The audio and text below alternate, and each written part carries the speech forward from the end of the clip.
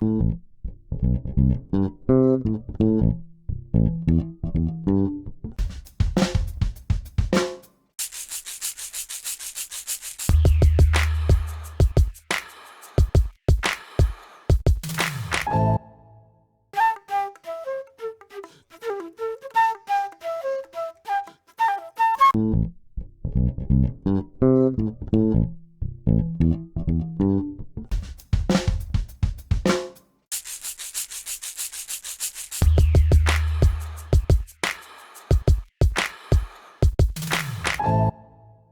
des choses qui intéressera tout le monde, c'est de savoir comment a été créé l'entretien d'explicitation. Et probablement aussi pourquoi il a fallu créer un entretien d'explicitation. Après tout, il existait déjà d'autres techniques d'entretien auparavant, disons l'entretien non directif, qui est devenu l'entretien non directif de recherche plus tard avec les travaux de Blanchet. Pourquoi créer un nouvel entretien? Donc,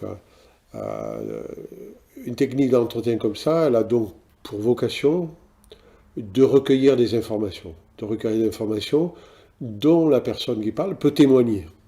Voilà. Et alors, à quel besoin ça correspond pour moi? Alors, pour ça, j'ai besoin de revenir à l'époque où j'étais jeune chercheur. Donc, jeune chercheur, ça veut dire les années 70, ça veut dire le début des années 80. Et en tant que jeune chercheur, je faisais ce que tous les chercheurs faisaient à cette époque, c'est-à-dire j'étudiais les processus cognitifs, j'étudiais le fonctionnement de l'intelligence. Et comment on étudiait le fonctionnement de l'intelligence à cette époque? C'était dans tous les laboratoires, il y avait des gens qui étudiaient la résolution de problèmes. Voilà. C'était la grande idée de la fin du XXe siècle, on va dire, c'est étudier l'intelligence par la résolution de problèmes. Ce qui veut dire que les gens, dans les laboratoires, inventaient une tâche, une situation, la tour de Hanoï, où on a déplacé des plots, enfin, il y avait des dizaines et des dizaines de tâches différentes qu'on proposait à des sujets. Et moi, quand j'ai voulu faire une recherche qui m'intéresse, je me suis dit, premièrement, je ne vais pas demander à des sujets de résoudre des tâches dont ils n'ont pas grand-chose à faire. Donc je vais rechercher dans une situation réelle les gens qui ont des vrais problèmes.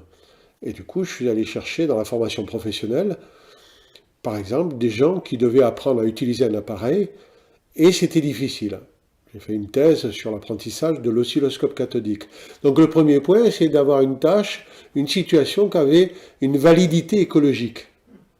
C'est-à-dire que les gens étaient dans les difficultés, non pas parce que je leur posais un problème, mais parce qu'ils étaient en formation professionnelle et ils devaient apprendre à se servir de quelque chose qui leur posait problème. Ça a été mon premier choix. Donc faire quelque chose qui avait du sens pour les sujets, qu'on ne puisse pas me dire « ouais, mais il fait comme ça » parce qu'en réalité, il s'en fiche, il est payé 5 francs de l'heure ou que sais-je. Donc ça, le premier point. Le second point, c'était de dire, tout le monde à l'époque étudiait la résolution de problèmes avec des indicateurs simples. Le temps de résolution étant, plus la personne prend du temps, plus ça a été difficile pour elle. Et la deuxième chose, c'est réussite et échec. Voilà.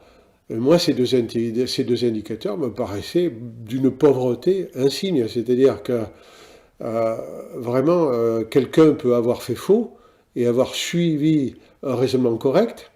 Et par exemple, pour la pédagogie, c'est bien plus intéressant que la personne ait suivi un raisonnement correct qu'elle ait juste le résultat juste. Donc, dans tous les cas, il fallait avoir le déroulement.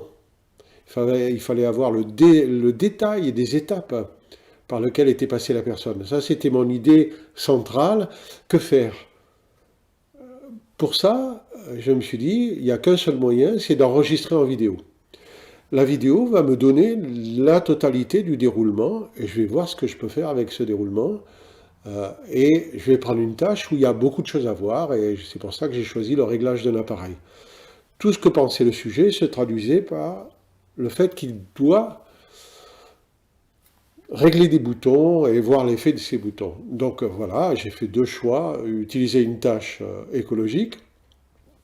Deuxièmement, étudier le processus en l'enregistrant. Ça, c'était vraiment les choix originaux, personne ne le faisait à l'époque. et ça me permettait d'avoir plus d'informations et d'avoir la totalité de l'information du déroulement. Mais arrivé là, une fois écrit ma thèse, une fois réfléchi là-dessus, ce qui me paraissait évident, c'est que j'étais complètement limité à faire des inférences sur des observables. C'est-à-dire que toutes les actions mentales qui se déroulaient, si elles se traduisaient par un geste, si la personne bougeait un bouton dans tous les sens, je pouvais montrer qu'elle ne comprenait pas le sens de ce bouton. Parce qu'après, elle mettait au milieu, elle ne le touchait plus. Donc je peux faire des inférences raisonnées qui marchaient pas mal. Mais il y a plein de tâches, par exemple j'étudiais le dessin industriel, la personne elle est immobile, elle regarde ce qu'elle doit produire. Qu'est-ce qui se passe pendant qu'elle est immobile? J'en sais rien. Donc en fait, je me rendais compte que j'étais allé plus loin dans l'étude des processus intellectuels, mais j'étais gêné par le fait que je ne pouvais pas saisir les actions mentales. Comment je pouvais aller plus loin? Donc cette idée, comment aller plus loin que la vidéo? C'était poser des questions. C'était donc poser des questions, et comment poser des questions, et comment valider ce genre de démarche, sachant que dans ces époques-là, toutes les techniques d'entretien, pour la recherche sérieuse, la recherche expérimentale, je ne parle pas de la pratique clinique, toute la recherche s'interdisait d'utiliser le questionnement. On a fait vraiment, c'est quelques années plus tard que sont apparus progressivement le questionnement juste après, enfin, etc. Mais les gens disaient, en fait, la personne reconstruit, c'est-à-dire rationalise après coup, la personne invente ce qu'elle a fait, c'est pas fiable, la personne fabule, donc mettons ça de côté. Et moi, j'ai réfléchi à ça, je vais me dire, je vais créer une technique d'entretien où je vais poser des questions par rapport auxquelles les réponses du sujet peuvent être confrontées à la réalité. Ça consiste en quoi? Ça consiste en ce que mon entretien va être l'explicitation des déroulements d'action. C'est-à-dire, mon objet d'entretien sera toujours l'action. Pourquoi? Parce que l'action, si je décris comment je réalise une opération matérielle ou comment je réalise une activité intellectuelle, ce déroulement-là suit une logique temporelle, il y a des durées, il y a des ordres de réalisation, suit un ordre logique. Je ne peux pas résumer un texte tant que je ne l'ai pas lu. Donc si la personne me donne son résumé, il faut que je m'informe avant de comment elle l'a lu. Et quand elle l'a lu, elle commence par le début ou elle commence par quelque chose. Et là, j'ai toujours des logiques intrinsèques à la tâche, intrinsèques à l'activité réalisée, qui vont faire que non seulement j'ai ce que me dit la personne, mais en plus, je peux faire une analyse de la tâche et je peux voir où sont les contraintes et je peux comparer les contraintes de la tâche et ce que me dit la personne. Et du coup, j'ai des moyens déjà de validation externe à ce que me dit la personne, en mettant en relation ce que me dit la personne et l'activité qu'elle a. On se retrouve un peu, même si l'exemple n'est pas très sympathique, on se retrouve un peu avec la démarche criminelle, qui est que quel que soit le témoignage de la personne, en fait, j'ai besoin que les preuves matérielles, que les témoignages d'observateurs, que les conditions d'occasion matérielle, temporelle, soient réunies. Sinon, même si quelqu'un me dit « je suis le coupable », je dis « désolé, vous ne pouviez pas être là à cette heure-là, vous n'aviez pas… » Donc, il y a une cohérence qui fait que, quel que soit ce que la personne dit, je peux le rapporter à ce que je sais comme contrainte de l'exécution matérielle. Donc l'idée qui est complètement passée inaperçue, même encore maintenant dans l'année 2013, des autres pratiquants des techniques d'entretien. Par exemple, récemment, j'ai acheté plein de nouveaux bouquins sur les techniques d'interview aux États-Unis. Et en fait, pour toutes les personnes, faire un entretien, c'est juste recueillir ce que la personne dit. Il y a un bouquin qui s'appelle S'informer auprès d'un étranger. Bon, voilà, qu'est-ce qu'il dit? Et moi, non, c'est pas qu'est-ce qu'il dit, c'est en quoi ce qu'il dit me permet de m'informer de ce qu'il a fait. Et c'est complètement différent. Je ne recueille pas des représentations. Je recueille. Si je pose la question à quelqu'un, que pensez-vous de l'Europe? La personne va me dire, je pense que c'est important, je pense que c'est secondaire, je pense. Et puis voilà, je peux recenser ce qu'elle me dit, le nombre de gens qui m'ont dit que c'était important, etc. Mais quelle valeur ça a? Ben, quelle valeur ça a? C'est qu'il faut se rapporter aux actes. Donc, je ne questionne pas les représentations, mais par exemple, je vais questionner sur, donnez-moi un exemple de moment où vous dépensez de l'argent en relation avec le thème de l'Europe. Voilà, c'est-à-dire que dans tous les cas, je vais revenir à quelque chose qui se rapporte à des actes et je sais comment la personne incarne ces représentations. Donc, je vais beaucoup plus loin, je vais vers ce discours-là, m'informe de ce qui a existé réellement pour la personne. Et j'en suis d'autant plus sûr que la tâche est d'autant plus contrainte, mais en fait j'ai plus de chances de m'approcher de ce qu'elle a fait.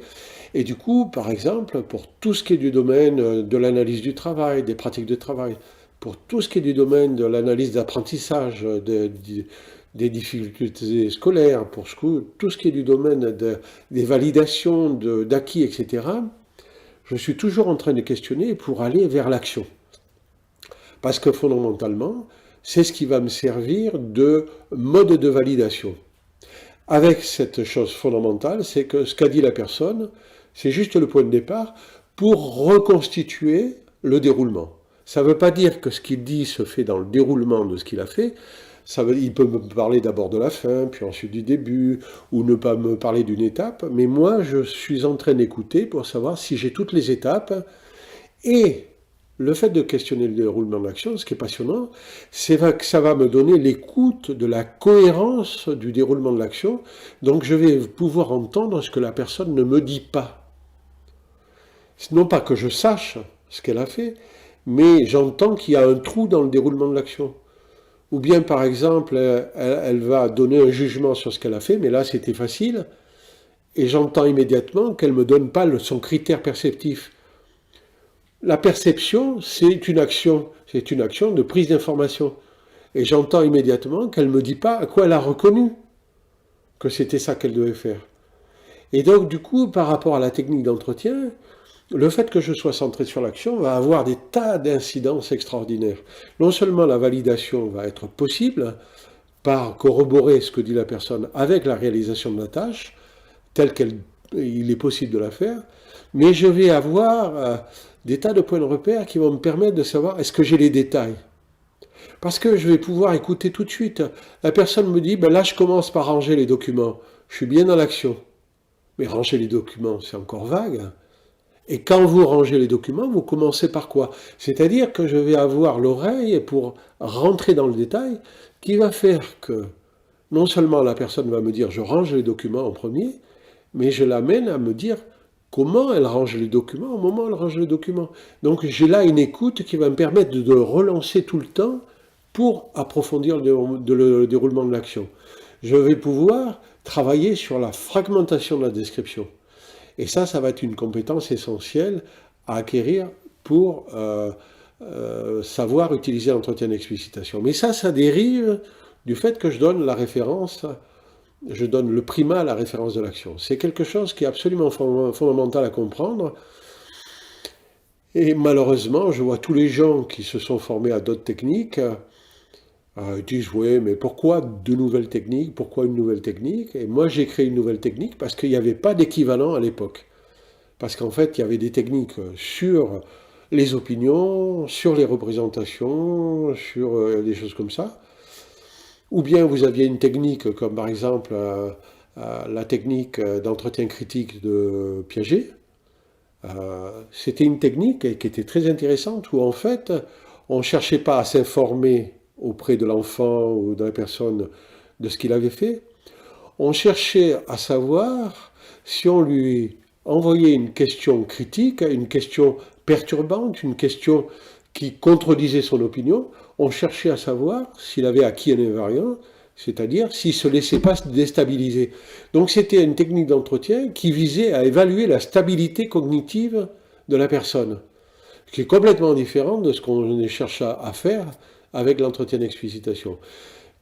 Et l'entretien d'explicitation ne cherche pas à s'informer des représentations, ni des croyances, ni des choses comme ça. Il cherche à s'informer du déroulement de l'action, et ça a des conséquences épistémologiques fondamentales pour la recherche et pour les praticiens. Quand j'ai réfléchi à la présentation de l'entretien d'explicitation, ce qui m'est apparu, c'était quelle nécessité de créer une technique d'entretien particulière. Ou bien, la question posée en sens inverse, c'est mais qu'est-ce qu'elle a d'original, cette technique? Après tout, l'entretien non directif a couvert un peu tous les chapitres de comment écouter l'autre, comment juste le relancer de manière légère. Qu'est-ce qu'il y a de plus? Et je pense que c'est quelque chose pour les gens qui ne se sont pas formés, donc qui n'ont pas l'expérience. C'est quelque chose qui, en lisant les textes dans la revue Explicité, qui reste inaperçu. Alors, quelles sont les grandes originalités et à quoi ça a correspondu? Ce qui me vient, c'est 3 points. 1, le primat de la référence à l'action. 2, l'accès à un type de mémoire particulière qui est la mémoire d'évocation. Donc une mémoire qui va plutôt vers le revécu. Et 3, une espèce de conscience extrêmement aiguë de qu'est-ce que je fais à l'autre avec mes questions, qui plus tard a été thématisée sur le thème des effets perlocutoires. Mais qui fait que nous avons créé des questions originales, et ça vaut la peine de revenir sur ces 3 points. Donc le premier point, c'est vraiment, à l'époque où j'ai mis au point cet entretien, c'était vraiment une époque où la plupart des chercheurs se satisfaisaient d'une étude des processus intellectuels juste en termes de temps de résolution d'un problème et réussite-échec. Et moi, c'était évident que j'avais besoin d'acquérir des informations sur le déroulement du processus. La grande idée, c'était de pouvoir analyser les étapes, de comprendre les actions mentales successives par lesquelles passait quelqu'un. Dans un premier temps, j'ai utilisé la vidéo, mais bien sûr, la vidéo ne filme que ce que l'on voit, et les actions mentales, on ne les voit pas. Alors, concrètement, si je tourne un bouton, on peut voir que la façon dont je le tourne est en lien avec la compréhension, donc avec l'action mentale correspondante, que si je le tourne dans tous les sens, visiblement, je ne comprends pas ce que c'est, donc je peux faire des inférences. Mais il y a des tas d'activités intellectuelles dans le domaine du travail, dans le domaine des apprentissages, dans le domaine du sport, dans toutes sortes de domaines, où les gens ils font des tas de choses dans leur tête, et puis ça ne se voit pas de l'extérieur. Il y a des choses qui se voient, d'autres non. Et ce qui m'est apparu évident, c'est qu'il fallait mettre au point une technique d'entretien qui permettait d'avoir accès aux actions mentales. Et du coup, mais peut-être aussi parce que j'étais dans un laboratoire de psychologie du travail, ce qui m'est venu comme évidence, c'était il faut questionner non pas les représentations de la personne, non pas les opinions de la personne, non pas juste parlez-moi d'eux, mais il faut que la personne me parle de ses actes matériels, que ce soit les prises d'informations, que ce soit les effectuations matérielles quand il y a un outil, quand il y a un déplacement, ou de ses actions mentales, comme de lire, comme de faire un raisonnement, comme un calcul mental, ou comme n'importe quel raisonnement. Et donc, ce que je voulais, c'est que la personne me parle de ce qu'elle avait dans la tête, auquel je n'avais pas accès, et auquel elle pouvait avoir accès. Mais ce qui était important, du point de vue épistémologique, du point de vue de la validation, c'était que tout ce que disait la personne sur son déroulement d'action, je pouvais le confronter à tout ce que je savais de l'action réelle. Soit que j'ai des observables, peut-être que j'avais filmé en même temps, je pouvais comparer, ça a beaucoup été fait depuis dans des thèses sur le sport, c'est-à-dire on filme un joueur de rugby, puis après on va le questionner, mais on peut mettre en relation ce qu'on a filmé et ce qu'il dit après coup. Mais aussi, si on n'était pas là au moment où ça se déroule, si on est dans un questionnement a posteriori, à ce moment-là, si la personne me dit qu'elle a fait, je sais pas moi, qu'elle a pris le métro pour venir à tel endroit, je peux analyser tout ce que ça lui demande de faire pour prendre le métro, les prises d'informations, les étapes par lesquelles elle passe, les correspondances qu'elle doit prendre, et là, je peux vérifier si ce qu'elle me dit correspond à la faisabilité dans la réalité. Un très très bon exemple de ça, c'est un des films d'Hercule Poirot. Il se trouve sur une île, et puis en fait, il est là, les gens peuvent venir à la nage, peuvent venir par un sentier, et chaque fois il chronomètre. Et en fait, à un moment donné, lui, il déduit que certaines personnes ne pouvaient pas avoir le temps de faire le va-et-vient pour pouvoir exécuter le crime. Et en quelque sorte, cette logique matérielle, cette logique temporelle, cette logique logique de l'ordre des arguments, c'est quelque chose qui va contraindre ce que dit la personne, et du coup, je peux étudier l'action qui s'est déroulée à travers ce qu'elle dit. Ça, c'est le premier point. Le deuxième point, c'est que j'ai été confronté à quelque chose qui était de l'ordre de la mémoire. Et là, coup de chance, coup de génie, je ne sais pas, mais je m'étais formé à la psychothérapie auparavant, dans les années qui précédaient, et en fait, dans ce cadre-là, il était évident que n'importe quel client allait retrouver les informations de n'importe quelle époque de sa vie, il suffisait de prendre le temps. C'est-à-dire l'accès à la mémoire dans ce cadre-là. Moi, j'avais vécu l'accès à ma propre mémoire ou à la mémoire des autres comme étant évidente. Et à ce moment-là, j'ai commencé à conceptualiser, à découvrir les bouquins de Gusdorf, à découvrir cette idée de la mémoire involontaire ou de la mémoire affective, c'est-à-dire une mémoire très particulière qui est liée à la mémoire du vécu. Donc, une mémoire contextualisée, qui est une mémoire qui est prise dans les éléments de ma vie, et qui est complètement différente de la mémoire des choses abstraites. Et là, je me suis rendu compte qu'en fait, il était possible d'amener les gens dans une position intérieure particulière, que moi j'ai appelé l'évocation, et qui leur donnait l'accès à un rappel sur des éléments de ce qu'ils avaient vécu. Or, le déroulement d'action, ce que je voulais, c'était bien un entretien a posteriori, après que la personne ait vécu quelque chose, et précisément sur ce qu'elle avait vécu. Ça, c'était crucial. Et donc, je travaillais sur une mémoire de ce que la personne avait vécu, et là, j'ai été stupéfait de ce que les personnes retrouvaient, de voir les détails qu'elles retrouvaient, et c'est le grand point novateur de l'entretien d'explicitation, c'est qu'il se base sur une mémoire qui a très très peu été étudiée au XXe siècle, qui a été étudiée jusqu'aux années 30, et qui s'appelle la mémoire concrète, ou la mémoire du revécu, que moi je nomme évocation. Et ça, c'est un point crucial, parce que si cette mémoire n'avait pas été possible, alors tout simplement, une technique d'entretien sur un moment vécu passé n'aurait pas été réalisable. Alors, en même temps, quand je parle de cette mémoire d'évocation, on pourrait me dire, mais enfin, c'est un truc central sur l'étude de la mémoire, pourquoi on n'a pas des données abondantes là-dessus, pourquoi vous auriez raison sur ce point alors qu'il y a des tas de recherches sur la mémoire. Et ce qui est crucial, c'est de voir pourquoi il n'y a pas de données là-dessus. Il n'y a pas de données là-dessus pour deux raisons. La première, c'est qu'on va pas travailler par introspection en psychologie expérimentale, mais surtout la deuxième, c'est que depuis la fin du XIXe siècle, on étudie la mémoire toujours de la même manière, c'est-à-dire on donne des choses à apprendre et on vérifie le rappel ou la reconnaissance de ce qui est appris. C'est un peu comme si, dans cette situation, au lieu de donner quelque chose à apprendre, on disait à la personne, on va vous questionner sur qu'est-ce que vous retenez de la situation. Et la personne, c'est pas qu'elle a appris ou pas telle ou telle chose, c'est qu'en plus, elle se souvient de la couleur des chaussures de l'expérimentateur. Elle se souvient de la couleur du bureau. Elle se souvient qu'il y a quelqu'un qui parlait à côté. C'est-à-dire que cette chose absolument bizarre qui serait de faire une étude de la mémoire où on ne cherche pas à savoir si la personne se souvient de telle ou telle chose, on cherche juste à savoir de quoi elle se souvient. C'est-à-dire un questionnement ouvert.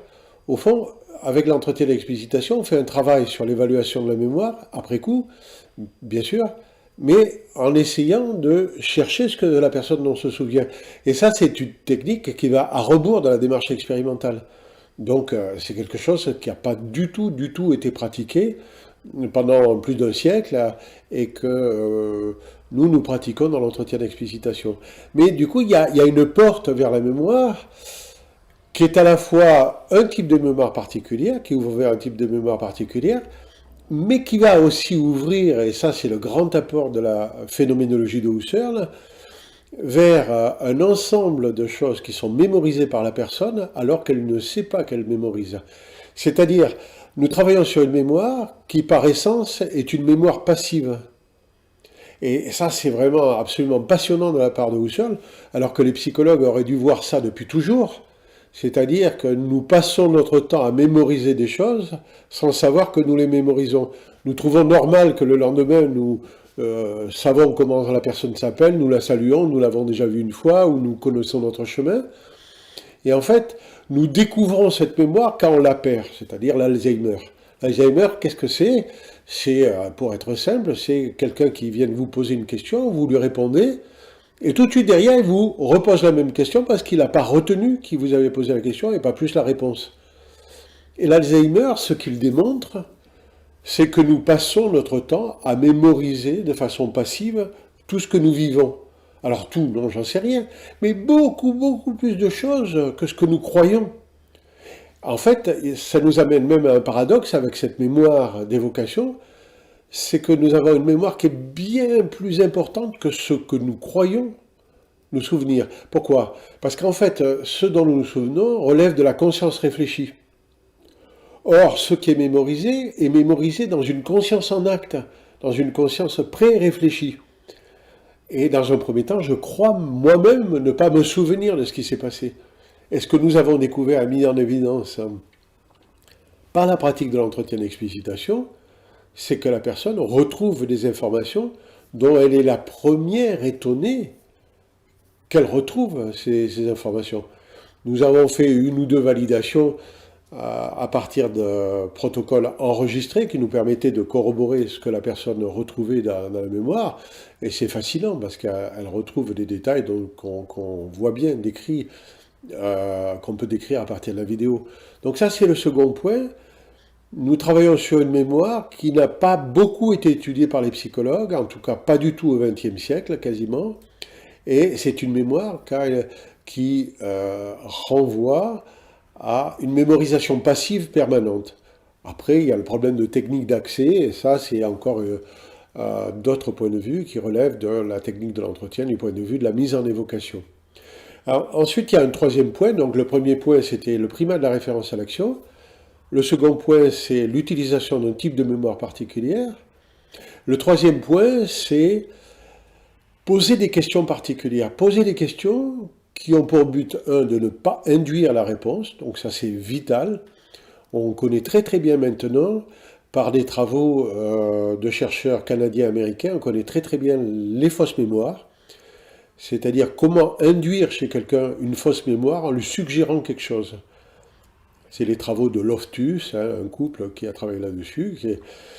Et donc, il est fondamental de ne pas utiliser des mots que la personne n'a pas déjà utilisés, de ne pas suggérer des choses que la personne n'a pas déjà évoquées, n'a pas déjà abordées, parce que si on le fait, on est en train de créer chez cette personne la confusion potentielle entre la mémoire du moment où elle a évoqué ce qu'on lui dit et le souvenir du vécu proprement dit. Donc ne pas induire. Et la deuxième chose, c'est que petit à petit, on est devenu très habile à poser des questions qui dirigent l'attention de la personne vers des aspects précis de son action. Dire à quoi vous le reconnaissez pour avoir la prise d'information, comment vous le savez. Ou même des questions toutes simples, c'est mais à quoi vous faites attention, qu'elle mérite d'être une question ouverte à tous les possibles. Ou bien quand vous faites ce que vous faites, comment vous vous y prenez. Ça, c'est ce qu'on appelle une question vide de contenu, c'est-à-dire je désigne ce que la personne a dans sa tête sans en nommer le contenu. Et quand vous faites ce que vous faites au moment où vous le faites. Vous voyez bien que je ne sais pas ce que la personne a fait, mais je peux le désigner. Et la personne peut savoir ce qu'elle a fait au moment où elle savait, où elle a fait.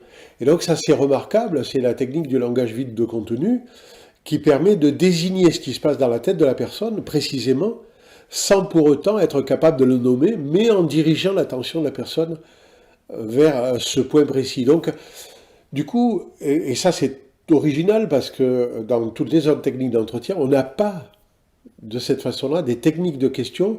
On a des reformulations en écho, on a toutes sortes de choses qui sont toujours valables, mais là, on a vraiment une pensée, on a mis au point des techniques sur quel acte je produis chez la personne quand je lui parle de cette façon en lui posant cette question. Et donc, on a fait un travail énorme d'explicitation de l'effet des questions durant l'entretien. Et là, effectivement, on sait très bien ce que l'on fait à l'autre. Et alors, très curieusement, c'est une dimension de la linguistique qui ne s'est pas développée et que nous avons été amenés à développer empiriquement. Donc ça, c'est les trois points de la technique qui marquent l'originalité de l'entretien d'explicitation, mais qui marquent aussi que sans un apprentissage expérientiel, c'est-à-dire à contrario par la seule lecture d'un livre, on ne peut pas apprendre, c'est un savoir-faire qu'il faut apprendre à incarner. Donc ma démarche, c'est toujours que chaque chose que je fais m'amène aux limites, et une fois que je suis aux limites, je vais plus loin. Et par exemple, ce qui était intéressant, c'était qu'à un moment donné, au bout de quelques années, l'outil entretien d'explicitation marchait. Marchait pas seulement avec moi, il marchait avec des gens que je formais, qui recueillaient des données, qui s'en servaient dans leur métier. Donc, en quelque sorte, j'avais construit un outil, et cet outil fonctionnait. Et le pas supplémentaire, il était formalisé par le fait que, comme je faisais des stages, du coup, j'avais dû mettre de l'ordre dans chacun des outils, de façon à pouvoir faire des exercices, une progression, et de façon à ce que les gens apprennent. Et donc, le fait d'avoir fait des stages très rapidement m'a amené à faire non pas simplement un instrument méthodologique de recueil de données, mais un instrument structuré pour pouvoir être transmis. J'écrirai un livre beaucoup plus tard, il est arrivé quelques années plus tard, mais c'était une pratique qui était formalisée. Donc là, il y a quelque chose qui était, voilà, il y a un résultat, il existe une technique, l'entretien d'explicitation, j'ai systématisé les aspects de cette technique, un premier résultat est arrivé. Oui, mais voilà, une fois arrivé là, je peux questionner le monde intérieur, le monde de la subjectivité.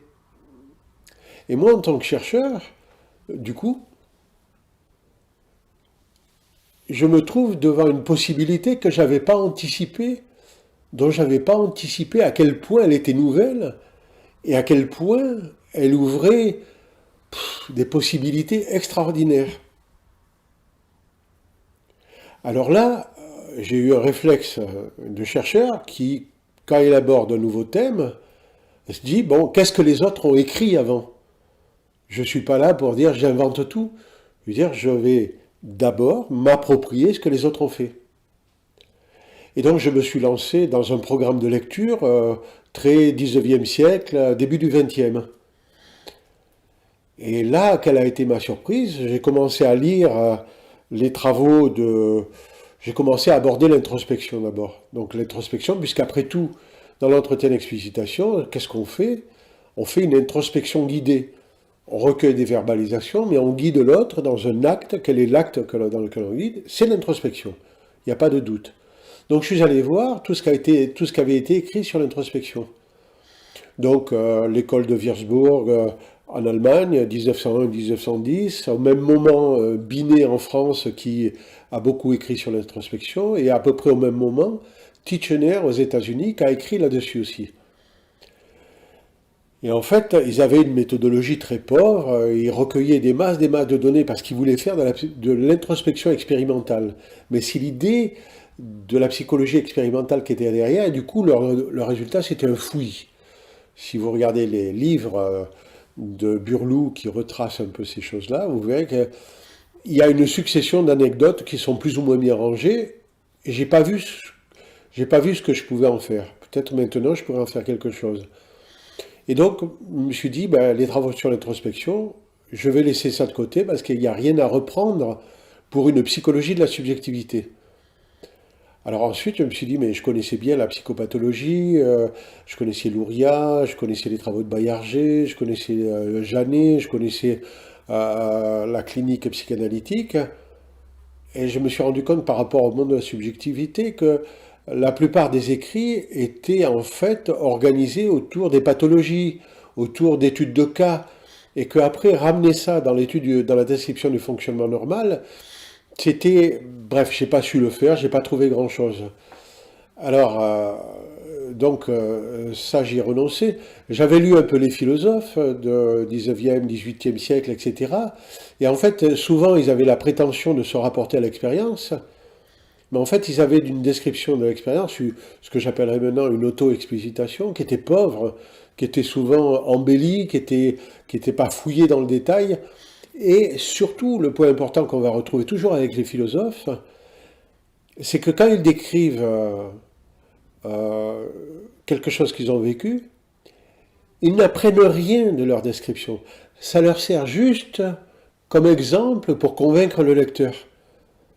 Là, il y a quelque chose qui est le fond de la recherche, qui est la démarche empirique. À quoi ça me sert de décrire un vécu? C'est parce que je m'attends à apprendre des choses nouvelles. C'est ça qui est fondamental. Et si vous regardez même les textes les plus récents des phénoménologues, ils apprennent rien. Ils montrent comment c'est possible, comment c'est plausible. Et du coup, moi, toutes ces données-là, des fois, je vois des petites choses intéressantes, mais ça ne m'a pas convaincu. Alors, la grande rencontre que j'ai fait finalement, c'est la phénoménologie de Husserl. C'est-à-dire, j'étais pas formé du tout à ça, et j'ai découvert un auteur qui parlait de retour à la chose elle-même, qui parlait d'exemple, de retour à l'expérience, et j'ai eu l'impression que là, il y a une voie qui s'ouvrait, et il était tellement difficile à lire que j'ai mis plusieurs années à découvrir que, en aucun cas, il voulait faire de la psychologie. Surtout pas de la psychologie. Alors, pour des raisons tout à fait anecdotiques, c'est un mathématicien de formation qui a dû se faire accepter par le monde des philosophes en ayant un poste de philosophe qu'il a eu du mal à obtenir. Et quand il a écrit sur le psychologisme, le fait de donner la première place à la psychologie dans l'explication de la construction des connaissances, Frege, bien sûr, qui a écrit une démolition de ce livre en montrant qu'en aucun cas on ne pouvait fonder la logique sur la psychologie, etc. Husserl n'a pas répondu, puis il a mis 11 ans pour écrire quelque chose qu'il a rendu célèbre, qui est les recherches logiques, le premier tome, qui démolit le psychologisme de A à Z. Et ensuite, il s'est toujours défendu de tout contact avec la psychologie, il s'est refusé des contacts avec l'école de Würzburg. Et dans tous ses textes, il dit non, non, non, il a trouvé une position où c'était pas de la psychologie. Et en quelque sorte, moi j'ai pris dans la phénoménologie ce en quoi elle pouvait être une psychologie. Ce en quoi, par exemple, Husserl est amené à faire la différence entre justement le souvenir et le ressouvenir. Et ce qui m'a intéressé, c'est que le ressouvenir, c'est exactement la mémoire du revécu. Donc, en quelque sorte, ce qui est passionnant, c'est que quand on se penche sur l'expérience, à un siècle de distance, quand on se penche sur l'expérience subjective, on est obligé de retrouver les mêmes catégories fondamentales. Et par exemple, sur la mémoire, on retrouve la même distinction entre une mémoire plutôt abstraite, une mémoire sémantique, et une mémoire qui est au contraire complètement ancrée dans le vécu, que lui appelle ressouvenir. Donc ça, c'est satisfaisant. Et donc j'en suis arrivé à ce moment-là à dire, par rapport à mes sources, donc je vous rappelle, je suis en train de chercher qu'est-ce qui va m'apporter, quels sont les éléments conceptuels théoriques qui vont me permettre de construire une psychologie de la subjectivité. Eh bien, fondamentalement, jusqu'à présent, ce qui m'a apporté le plus, c'est la phénoménologie de Husserl, que j'ai fini par intégrer dans ce que j'appellerais plutôt une psychologie phénoménologique, pour la démarquer de la discipline philosophique proprement dit. Et donc, ça a été pendant plusieurs années, j'ai lu jusqu'au moment où j'ai commencé à trouver un certain nombre de points de repère. Mais il y avait une deuxième ligne que je suivais en tant que chercheur, qui était aussi un débordement des limites, c'est que maintenant que j'avais mis au point l'entretien d'explicitation, j'avais l'outil pour expliciter le vécu de l'entretien d'explicitation. Dans un premier point de vue, je disais, il faut, je suis prescriptif, aller vers la mémoire d'évocation. Dans un deuxième temps, je vais dire, et là, quand je vous propose de laisser revenir un moment, donc une mémoire passive qui revient, qu'est-ce qui se passe? Comment vous procédez? Et là, ce que je suis en train de faire, c'est qu'avec l'explicitation, je commence à faire la science de l'explicitation. Je fais l'explicitation de l'explicitation qui, après tout, n'est jamais qu'un ensemble de conduites comme n'importe quelle autre conduite, qui elle aussi contient des éléments inobservables que seul un questionnement fouillé permet de mettre à jour. Et donc, voilà, il y a deux fils conducteurs. C'est d'une part avoir des cadres théoriques sur la subjectivité, sur l'attention, sur la mémoire, sur les images mentales, sur les différents types d'évocation. Ça, c'est une chose. Et d'autre part, travailler sur une conduite particulière, qui est l'explicitation, pour mieux fonder la technique en montrant sur quoi elle repose dans sa conduite. Mais par exemple, ça m'a amené aussi à étudier la mémoire sous l'angle de la mémorisation des partitions chez les pianistes professionnels. C'est-à-dire que la mémorisation des partitions, c'est un thème intéressant pour les praticiens, puisque tous les pianistes doivent jouer par cœur pour leur concours. Mais ce qui était intéressant, c'était une conduite que les gens n'avaient pas pour me faire plaisir, retour à la base écologique, et sur lequel je pouvais très très finement décrire comment ils s'y prenaient pour apprendre par cœur. Donc voilà, c'est un type d'application. Vous voyez qu'en tant que chercheur, il y a un fil conducteur qui est comment théoriser le monde subjectif, quelles sont les ressources, pour le moment c'est la phénoménologie que j'ai trouvée principalement, et deuxièmement, comment appliquer l'outil que j'ai utilisé à l'étude de l'outil et donc à l'étude de n'importe quelle conduite. Alors arrivé là, il y a un thème qui s'ouvre évidemment, c'est un thème qui est complètement épistémologique, c'est de dire, voilà, nous sommes devant la nécessité de concevoir une révolution épistémologique, un saut épistémologique, c'est-à-dire qu'il faut donner sa place entière à l'introspection. Pourquoi?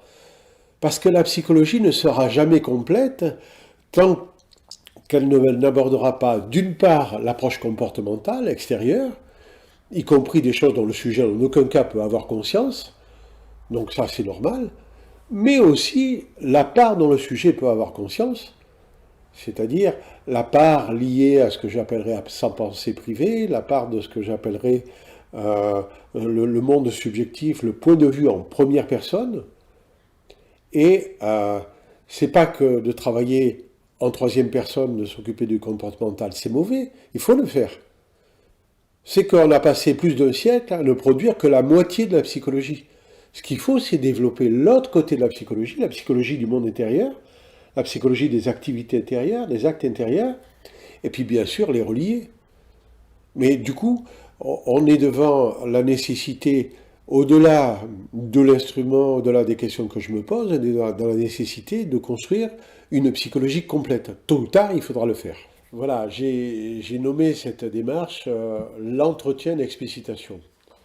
Alors, donc pas l'entretien d'explication, hein. L'entretien d'explicitation, c'est quelque chose qui va vers la description. Et d'autre part, j'ai nommé ça entretien, ça peut soulever un malentendu, c'est-à-dire qu'il y a des tas de professionnels qui peuvent avoir besoin de recueillir des informations auprès des autres sans pour autant mener d'entretien. Typiquement, quelqu'un dans sa classe va poser une question à un élève ou poser deux, trois questions, et typiquement, il ne mène pas un entretien, mais il a besoin de la réponse de l'élève pour savoir comment il a fait dans sa tête. Voilà. Donc ça veut dire aussi que l'entretien d'explicitation, il a une utilisation potentielle qui est extraordinairement variée. C'est-à-dire qu'il s'adresse en fait à toutes les situations où un professionnel, qu'il soit praticien, qu'il soit chercheur, a besoin de s'informer auprès de quelqu'un et il ne peut pas deviner ce qui s'est passé parce que c'est largement intériorisé. Donc on voit tout de suite qu'on retrouve toutes les situations pédagogiques, on voit aussi rapidement qu'on retrouve toutes les situations d'encadrement, mais aussi toutes les situations de débriefing qui sont chez les urgentistes, dans la police, chez les pompiers, dans l'armée, dans toutes les formations professionnelles sur simulateur. On a besoin après coup de faire un débriefing, c'est-à-dire de tirer la leçon de ce qui s'est passé. Et là, il y a besoin d'une vraie formation dans ce domaine-là.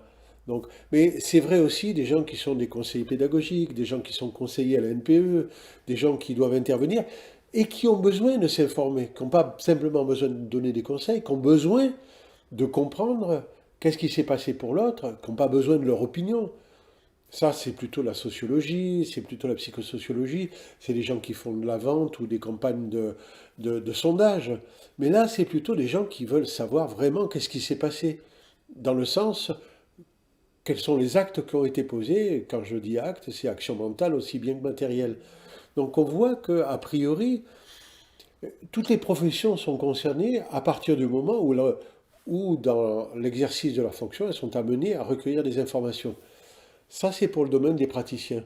Et moi, j'ai animé beaucoup de stages et j'ai trouvé des praticiens, quelquefois, à mon grand étonnement, qui trouvaient de l'intérêt, éducateurs spécialisés, ah, pourquoi et bien d'autres. Par exemple, très typiquement, une chose qui m'a beaucoup étonné, c'est dans certains hôpitaux, on fait de la formation des patients. C'est-à-dire, par exemple, il y a pour le traitement de l'asthme, pour le traitement du diabète, typiquement, les gens doivent apprendre à se soigner eux-mêmes. Donc, et l'équipe de soignants, qu'est-ce qu'elles ont comme information? Ben, comment vous procédez pour évaluer la quantité d'insuline, des choses comme ça. Et comment ils accèdent à ça? Ils ne sont pas à la maison. Ils accèdent à ça, on a fait plusieurs formations, il y a des équipes qui encadrent les diabétiques, qui leur posent des questions précises pour savoir comment ils font. Et là, typiquement, on a une situation où l'entretien d'explicitation est conçu pour ça. Mais par exemple, actuellement, ensuite, on va vers des domaines où on est à cheval entre la recherche et l'application. Il y a des gens qui font du travail sur les dispositifs de musée. Comment les gens s'approchent d'une œuvre. Comment créer un espace. Comment l'espace influe sur leur façon. Vous voyez? Et donc là, petit à petit, je vais aborder aussi le domaine de la recherche. C'est-à-dire que il y a tous les domaines de la recherche où ce que les chercheurs ont besoin, et là maintenant il y a énormément de thèses qui ont été faites, ce que les chercheurs ont besoin, les jeunes thésards, c'est de savoir comment ça se passe dans la tête de la personne. Quels sont les événements subjectifs, quels sont les actes mentaux, quels sont les états internes aussi, puisqu'on élargit à ce moment-là, mais qui sont liés au déroulement de la temporalité. Et à ma connaissance, euh, la technique de l'entretien d'explicitation est une des rares techniques formalisées dans ses pratiques et formalisées dans son enseignement, qui peut préparer les chercheurs à ça. Depuis, on a d'autres techniques qui existent, mais très souvent, ce sont des techniques qui disent ben, poser des questions. Par exemple, l'auto-confrontation dit vous filmez, vous arrêtez le film et puis vous demandez à la personne qu'est-ce qui s'est passé. Et la personne, qu'est-ce qu'elle a tendance à faire? Elle a tendance à commenter ce qu'elle a vu sur l'image. Elle ne se remet pas en situation interne. Vous avez toutes sortes de techniques qui sont sorties ces temps-ci aux États-Unis, qui sont des techniques, la technique de burst et des choses comme ça, où il y a un bip, on s'arrête, on décrit ce qui se passe. Mais tout ce qu'on a comme prescription, c'est essayer de ne pas trop interpréter. Nous, ce que nous faisons, c'est vraiment une technique où c'est pas que nous essayons de ne pas interpréter, nous faisons attention de ne pas interpréter, nous posons des questions factuelles. Et ça, c'est par le biais d'une technique de questionnement qui a été mise au point très très soigneusement. Donc, vous voyez que ce soit pour le domaine de la pratique, que ce soit pour le domaine des praticiens, donc de toute nature, ou pour la recherche, dès que vous avez besoin de vous informer, précisément des événements subjectifs, en neurophysiologie, quand vous enregistrez des signaux neurophysiologiques, et que vous souhaitez savoir qu'est-ce que vit la personne pendant ce temps-là, il faut lui poser des questions. Entretien d'explicitation. Après ça, on bascule dans un deuxième type d'utilisation. Parce que, en fait, là, ce que je suis en train de pointer systématiquement, quand est-ce qu'un professionnel, qu'il soit praticien ou chercheur, a besoin de s'informer. Là, il y a toute une logique où, voilà, les pédagogues vont dire, mais moi, j'aimerais bien comprendre ce que fait l'élève. Ça, c'est l'exemple évident. Le superviseur a besoin de comprendre, mais dire, attendez, pourquoi vous n'avez pas fait telle régulation, pourquoi vous n'avez pas appliqué la consigne? J'ai besoin de m'informer. Mais en fait, ça bascule après. Parce que dans un débriefing, par exemple, ce que j'ai besoin, c'est que les gens s'auto-informent. Je leur pose des questions. Moi, en tant que superviseur, je comprends ce qui s'est passé. Mais je leur pose des questions pour qu'ils prennent conscience eux-mêmes de comment ils ont procédé. Pourquoi? Parce que c'est pas parce qu'ils l'ont fait qu'ils savent ce qu'ils ont fait.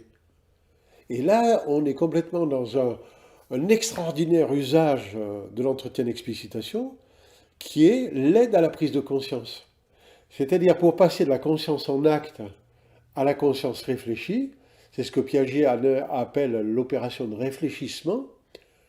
Le propre de l'opération de réfléchissement, c'est qu'elle passe par la mémoire. Je ne peux opérer le réfléchissement de ce que j'ai vécu qu'à condition de me le rappeler. Et la mémoire qu'on utilise, la mémoire d'évocation, c'est justement la mémoire du vécu qui me permet de recontacter ce vécu et de découvrir dans mon vécu, de découvrir, c'est étonnant, c'est moi qui l'ai vécu. Ben oui, j'en prends conscience, ça veut dire que je découvre que j'ai fait telle et telle chose au fur et à mesure que je le nomme. Et là, on a un usage de l'entretien d'explicitation qui n'est plus pour m'informer moi-même. J'ai un usage de l'entretien d'explicitation pour que la personne prenne conscience, rentre en contact avec elle-même. Et même pour cette population en difficulté, c'est un moyen pour les guider dans une reprise de contact avec leur monde intérieur, pour qu'ils découvrent comment ils fonctionnent, pour qu'ils découvrent qu'ils ont une pensée. Et là, on voit qu'on change complètement d'orientation, qui est non plus s'informer, mais accompagner l'autre pour qu'il s'auto-informe. Par exemple, dans certains jurys de professionnels, en formation professionnelle, les gens sont partis 6 semaines en stage. Et devant un jury, ils vont avoir à raconter ce qu'ils ont fait en stage. Spontanément, ils ne savent pas dire grand-chose. Il suffit de prendre une après-midi avec eux, comme ça s'est fait à Villeurbanne à l'AFPA, pour leur dire, ok, décris-moi le début d'une journée. Et puis décris-moi le déroulement. Juste les aider à rentrer dans des moments singuliers et à décrire ce qu'ils font. Pour que, en fait, ils aient pris conscience de ce qu'ils font et ils soient prêts à dire à des professionnels qu'est-ce qu'ils ont fait dans leur stage. Donc quand on fait ça, on ne s'informe pas soi-même en tant qu'enseignant. On les aide à prendre conscience de ce qu'ils ont fait. Actuellement, dans la formation des infirmières, les cadres infirmiers, les enseignants infirmiers se forment pourquoi? Pour s'informer, pour superviser, mais aussi pour aider les élèves infirmières à prendre conscience comment elles sont rentrées dans la chambre du malade, comment elles ont pris contact, comment elles ont pris le bras de la personne pour la rassurer. C'est-à-dire, elles s'informent, mais elles aident l'infirmière, l'élève infirmière à prendre conscience de comment elle le fait. Et là, il y a un usage de l'entretien d'explicitation qui est extraordinaire du point de vue de l'application, qui est une aide à la prise de conscience. Le troisième usage, et qui ouvre encore à d'autres professions, c'est que plus vous questionnez quelqu'un dans un groupe suivi de cette manière, plus vous lui faites acquérir une nouvelle compétence, qui sera une compétence extraordinaire à transférer dans tout l'avenir pour la personne, l'avenir de ses apprentissages, l'avenir de son activité professionnelle ou sportive, qui est, plus on me questionne comme ça, plus je découvre comment je peux me questionner pour savoir ce que j'ai fait. On s'ouvre à l'auto-explicitation et vous vous rendez compte à quel point c'est important que quelqu'un qui a été questionné comme ça découvre qu'il peut vous imiter avec lui-même. Dire, non pas, par exemple, se dire, mais pourquoi j'ai loupé, mais enfin, mais pourquoi j'y suis pas arrivé, dire, par quoi j'ai commencé, qu'est-ce que j'ai pris en compte, et qu'est-ce que j'ai fait ensuite au juste. C'est-à-dire, il est en train de construire la description de comment il a procédé. Et là, vous lui faites un cadeau extraordinaire, de construire une compétence qu'il pourra transférer à tous les domaines où il aura besoin de comprendre pour lui-même ce qu'il est en train de faire. Voilà, donc toutes les professions et la recherche pour s'informer soi-même, toutes les professions qui ont besoin d'aider l'autre à prendre conscience et s'auto-informer, Et puis, par exemple, dans les métiers d'éducateur, dans les métiers où on accompagne les gens sur un long terme, comment apprendre aux gens à s'auto-informer et puis aussi à poser des questions à ses collègues, plus tard à leurs enfants, plus tard à n'importe qui. C'est-à-dire, vous leur donnez une compétence extraordinaire à transférer. Voilà, c'est les trois grands usages que je vois dans l'entretien d'explicitation et les trois domaines professionnels, alors à la fois des praticiens, à la fois des chercheurs et à la fois des usages dans le domaine des activités de loisirs, dans des domaines familiaux. Comment aider un enfant à faire ses devoirs? Uniquement en lui donnant des conseils ou en le faisant à sa place? Non, c'est aussi lui poser des questions et dire, attends, comment tu t'y prends? Comment tu t'y prends? C'est le début de l'entretien d'explicitation. Et là, c'est vraiment important d'apprendre à poser les bonnes questions et de rentrer tout simplement dans l'apprentissage de la technique. Une chose que de parler des origines, de l'entretien d'explicitation, c'est vrai que ça en est encore une autre, comment je suis arrivé à ce point-là, et peut-être d'aborder ma propre formation intellectuelle, parce qu'après tout, euh, vouloir dire je veux savoir plus de choses, je veux savoir plus de choses, qu'est-ce qui m'amène à pouvoir mener une technique d'entretien? Et donc, si je reviens un peu en arrière, qu'est-ce que je peux dire? Je peux dire que peut-être la chose la plus remarquable dans ma formation intellectuelle au niveau du lycée, c'est que moi j'ai fait un bac technique et donc concrètement j'ai fait de l'atelier, j'ai fait des machines-outils, je sais ce que c'est qu'une gamme d'usinage, c'est-à-dire je sais ce que c'est que penser un processus de fabrication. On commence par ça, etc. Et puis, j'ai surtout fait quelque chose dans lequel j'ai excellé, j'ai été très très brillant, c'est j'ai fait du dessin technique. J'ai appris à changer de point de vue, j'ai appris à savoir est-ce que ça se monte, est-ce que ça se démonte, c'est-à-dire une pensée qui était à la fois quasiment mathématique parce que abstraite et en même temps très très concrète. C'est-à-dire on ne décollait pas du fait que j'avais inventé un montage de roulement à billes, il fallait que ça se monte, il fallait que ça se démonte, il fallait que ça soit fonctionnel. Je crois que ça fait partie de.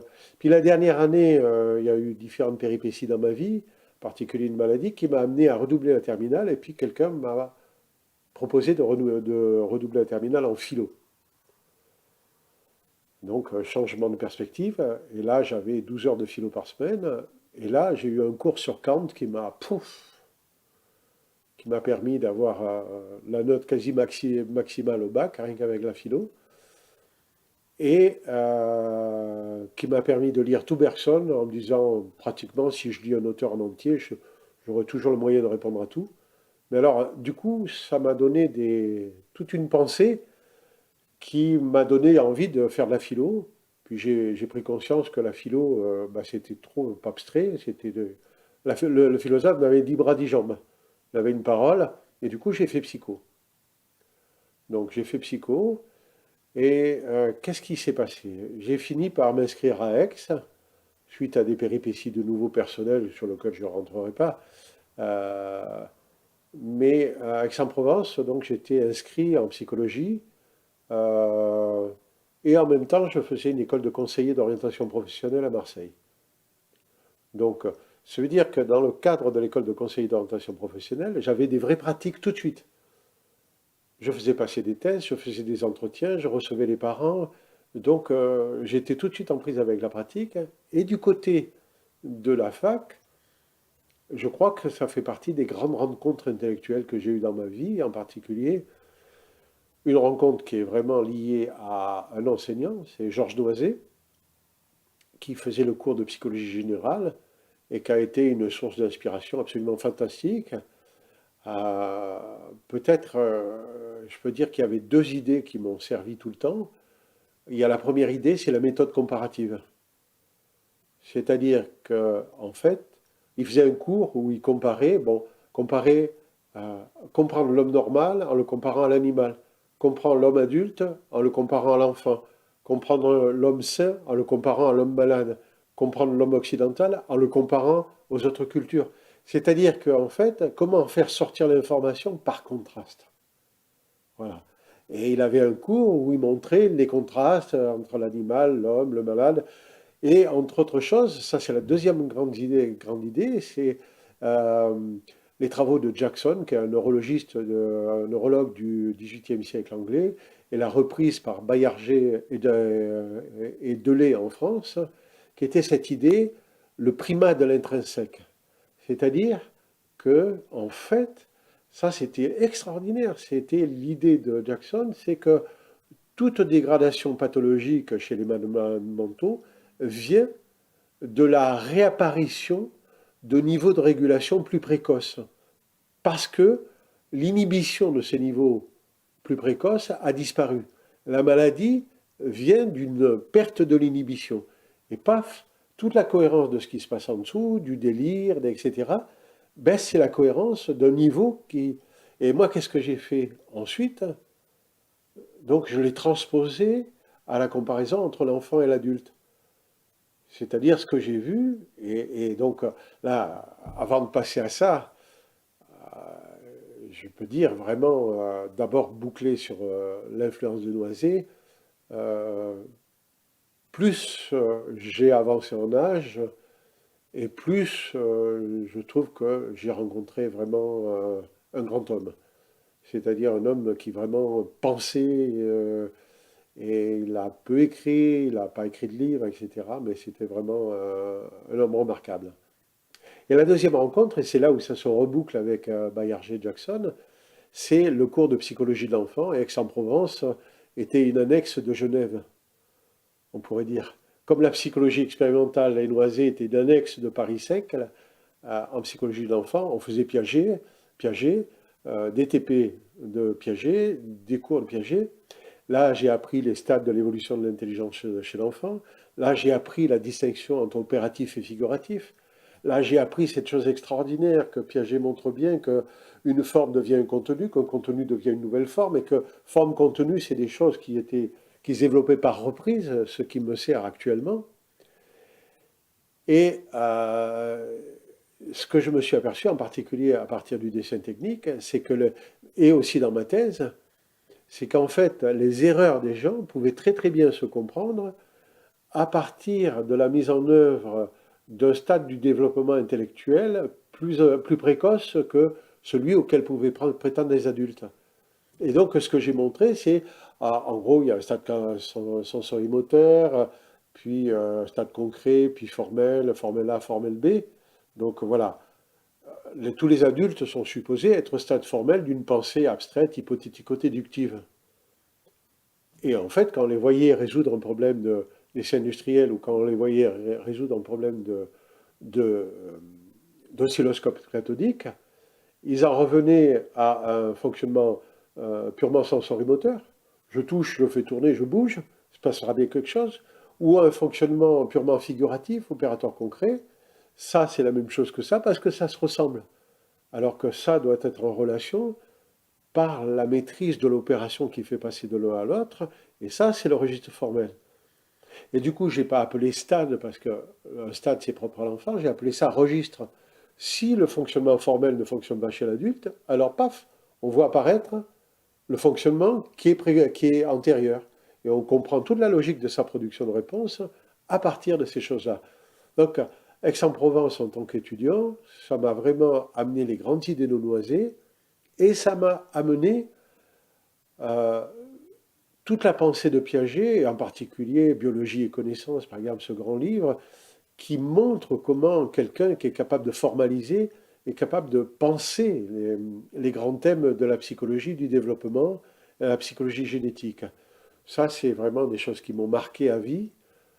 Après ça, l'année suivante, j'ai fait neurophysio et j'ai rencontré un grand homme, alors Paillard, et qui m'a fait découvrir la passion de la neurophysiologie. Et j'ai failli devenir chercheur avec lui, mais je suis parti à Paris. Donc voilà, ça c'est les grandes sources d'influence intellectuelle, ce qui veut dire que je suis parti de ma formation de base d'étudiant, j'avais Piaget, j'avais la méthode comparative, et j'avais la référence à Baillarger et Jackson, plus beaucoup de lectures.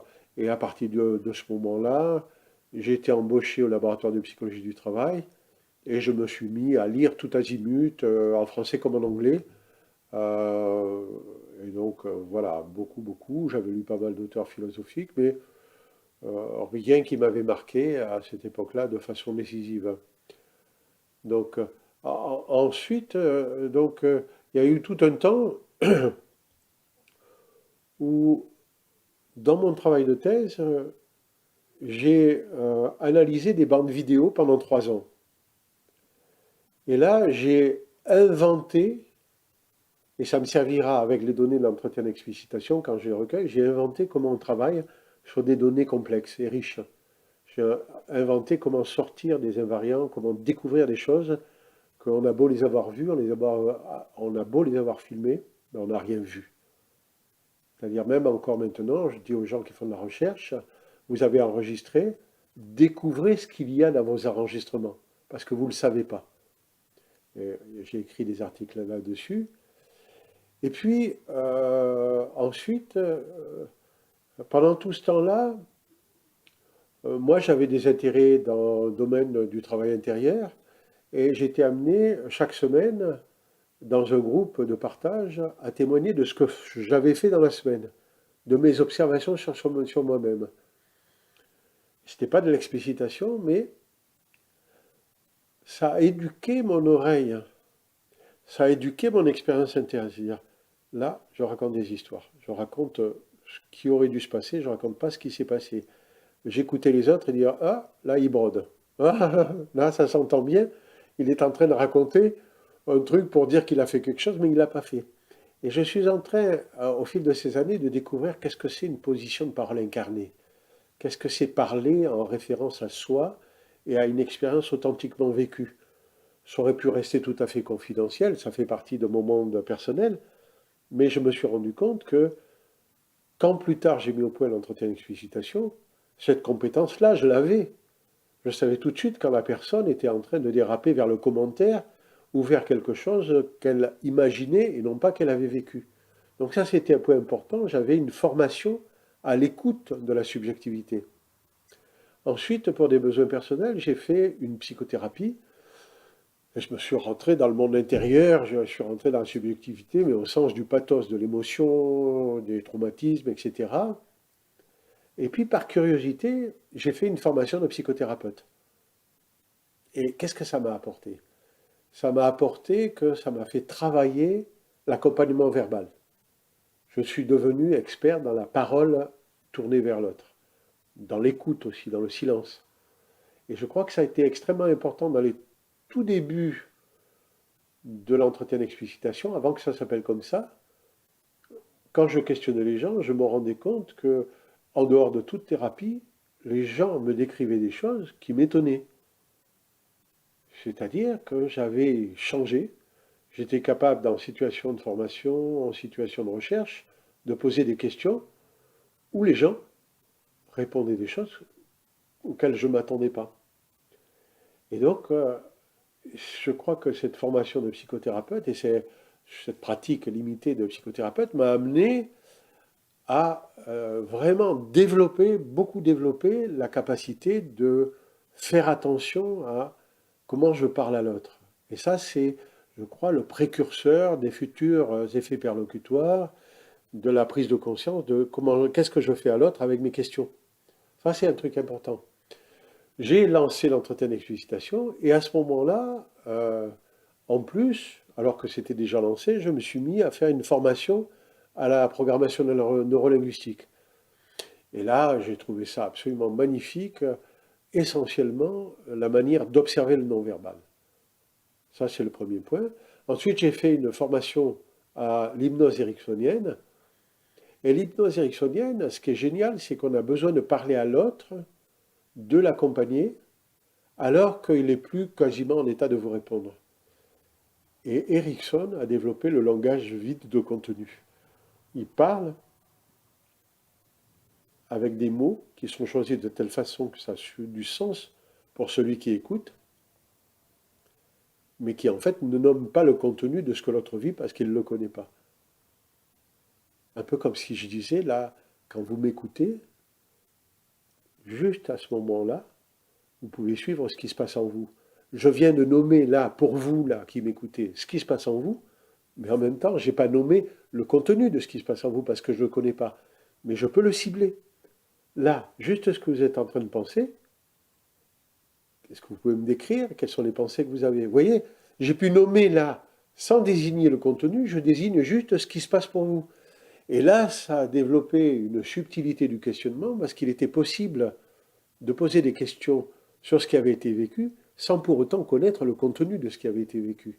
Donc, je crois que peut-être encore plus que la PNL, l'hypnose ericksonienne a vraiment a affûté chez moi la prise de conscience de qu'est-ce que je fais à l'autre avec mes mots, et en particulier, quelles sont les questions que je peux développer qui aident l'autre à l'intérieur de lui-même à se diriger. Parce qu'au fond, mes questions, elles sont là. Ce que, ce que je veux savoir, c'est l'autre qui connaît la réponse. Et ce que je veux, c'est qu'il dirige son attention précisément vers là où il a les réponses à l'intérieur de lui. Je crois que c'est les grandes, je crois que c'est les grandes sources d'influence que j'ai connues. Alors, après, j'ai parlé de Husserl. J'ai commencé à rencontrer des phénoménologues français, en particulier Nathalie Deprat, puis après Francisco Varela qui était intéressé par cette pensée-là, mais ils m'ont peu influencé. Ce qu'on a fait ensemble, c'est qu'on s'est mis à lire Husserl différemment, différemment des philosophes. On s'est mis à regarder non pas la doctrine de Husserl, mais on s'est mis à regarder qu'est-ce qu'il fait quand il analyse un exemple. Qu'est-ce qu'il fait quand il se donne un exemple. Et là, on a vu apparaître des informations. Alors, je ne sais pas, moi, le paragraphe 92 des idées directrices de Husserl, où en fait, j'ai écrit un article dessus qui montre comment il développe un raisonnement sur le contenu d'un exemple, comment il l'exploite. Et ensuite, on pourrait dire, mais attendez, Merleau-Ponty est bien plus intéressant. Chaque fois qu'on a creusé, on a pris l'exemple de Merleau-Ponty. Merleau-Ponty, c'est un magnifique phénoménologue. S'il avait vécu, il aurait eu certainement encore une très très grande œuvre, encore bien plus grande que ce qu'on connaît de lui. Mais pour moi, je le trouve immensément séduisant. Mais dès que je creuse pour aller vers les exemples et pour aller vers des contenus psychophénoménologiques, pouf, je trouve plus rien. Je trouve plus rien. Et avec le groupe avec qui j'ai travaillé, y compris des philosophes, on a laissé tomber rapidement les phénoménologues contemporains français ou les phénoménologues de type justement Sartre, Merleau-Ponty, etc. Sartre, il y a des choses intéressantes dans le premier Sartre, sur l'imaginaire et l'imagination. Puis après, il s'est arrêté, il est passé à autre chose.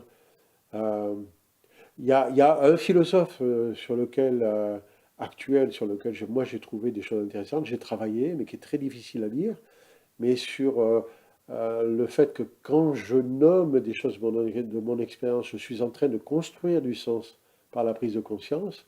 Et le philosophe qui est le plus proche de ça, c'est euh, évidemment Marc Richir, un philosophe belge, phénoménologue. Et ça, c'est certainement lui qui m'a amené le plus à réfléchir, ça, certainement. Mais sinon, Michel Henry et tous les autres. Si, il y a Bernard Besnier qui a écrit un article dans Alter où il était très très proche de ce qu'on faisait. Et en tant que professeur de phénoménologie, il a formé Nathalie Deprat à aller vers les exemples. Ça a été une petite rencontre, mais les philosophes phénoménologues contemporains m'ont pas influencé parce qu'en fait, aucun philosophe ne sait aller vers les exemples. Si j'étais caricatural, j'irais regarder n'importe quel philosophe phénoménologue et regarder les exemples, c'est des fleurs et des plantes vertes. Ça décore, ça donne du sens, ça rend intelligible, ça fait que dire oui, bien sûr, je rentre dans une pièce et sans m'en rendre compte, j'ai pris conscience qu'un tableau n'était plus accroché. Oui, c'est pas décrit pour qu'on découvre que j'ai conscience de quelque chose sans en avoir conscience. C'est juste utilisé pour dire, vous voyez, hein, c'est plausible. Et puis ça met du contenu. Et bon, peut-être que je suis excessif, mais j'avoue qu'à l'heure actuelle, aucun phénoménologue que je connais en fait, ils n'ont pas de démarche empirique. Qu'est-ce que c'est d'avoir une démarche empirique? C'est fondamentalement s'attendre à ce que quand je recueille de nouveaux faits, je vais apprendre quelque chose que je ne connais pas. Je vais le confirmer, je vais l'infirmer, mais aussi, je n'ai jamais recueilli des faits nouveaux qui ne m'apprennent pas quelque chose que je ne me représentais pas, que je ne concevais pas. Jamais. Et les philosophes ont une prétention absolument extraordinaire de dire des choses alors que, de prendre des exemples alors qu'ils n'ont pas de démarche empirique. Voilà. J'ai l'impression que j'ai fait le tour des grandes sources d'influence. J'avoue que ce que j'ai reçu en tant qu'étudiant m'a beaucoup marqué. Après, j'ai beaucoup lu, je connais beaucoup d'auteurs que je pourrais citer, mais en tant que chercheur, c'était plutôt que j'étais dans l'obligation de connaître tous ces auteurs pour pouvoir écrire des articles. C'est-à-dire, il n'est pas concevable d'écrire un article, de publier une revue de questions, sans citer tous les gens qui travaillent dans ce domaine. C'est la règle du jeu. M'ont-ils influencé? Peu. Peu. Autant que je me rende compte, hein, relativement peu. D'ailleurs, ça serait simple. Il suffit même un auteur comme Austin que j'ai cité, bien sûr sur le perlocutoire, je l'ai cité pour simplement le critiquer. En réalité, tout le monde le cite comme je l'ai fait, mais en réalité, il y a beaucoup d'autres gens qui ont travaillé sur les actes de langage, des gens qui ont travaillé sur l'Antiquité, des choses comme ça. Et puis Austin a posé des différenciations qu'il n'a pas tenues, parce que entre les actes performatifs et les actes ostensifs, il a renoncé. Il a parlé du perlocutoire et de l'illocutoire, mais tout le monde a pris l'illocutoire parce que ça évite de savoir ce que fait le sujet, ça évite l'empirisme. Et je me suis rendu compte, quand j'ai travaillé sur le perlocutoire, que je n'avais pas d'auteur qui avait écrit des grandes choses sur le perlocutoire. Ça faisait partie des éléments d'une taxonomie, mais c'est tout.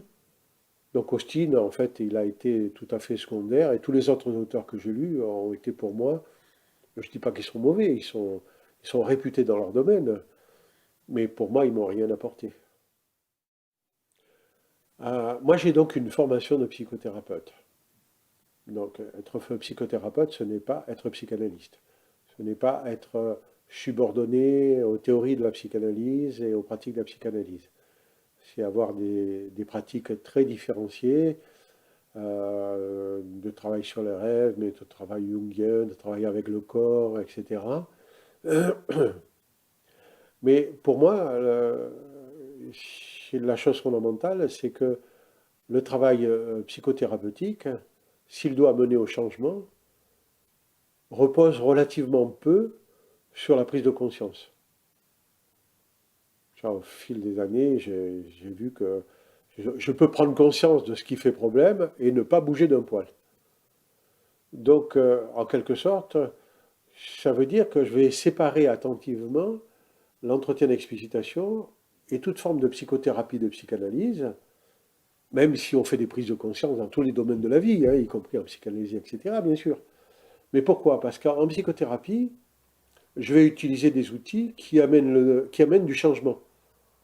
Typiquement, avec une séance d'hypnose ericksonienne, la personne a pris de conscience de rien, mais elle repart avec une induction qui va modifier son comportement dans l'avenir. Voilà. Typiquement, avec la technique du focusing, la personne n'est pas en train de faire une description soignée de son vécu, mais elle est en train, par le biais de son sens corporel, d'accéder à ce qui fait sens pour elle, de telle façon que ça la modifie. Donc, on n'est pas dans le cadre d'une explication. Or, avec l'entretien d'explicitation, on pourrait dire on est vers un sens explicatif. C'est-à-dire, je cherche la cohérence de la production d'une conduite. Mais quand j'ai la cohérence de la production d'une conduite, il reste encore à changer cette conduite. Et changer une conduite, c'est pas simplement la comprendre, c'est apprendre à poser des actes différents. Et ça, c'est pas l'explicitation qui va l'apporter. Donc l'explicitation, on retrouve sa racine Dans la recherche, je veux m'informer. La psychanalyse, je ne sais pas, je ne peux pas parler à son nombre, mais la psychothérapie, pour autant que je connaisse, elle n'est pas là pour comprendre, elle est là pour aider l'autre à changer, pour aider l'autre à ne plus souffrir, pour aider l'autre à modifier ses comportements.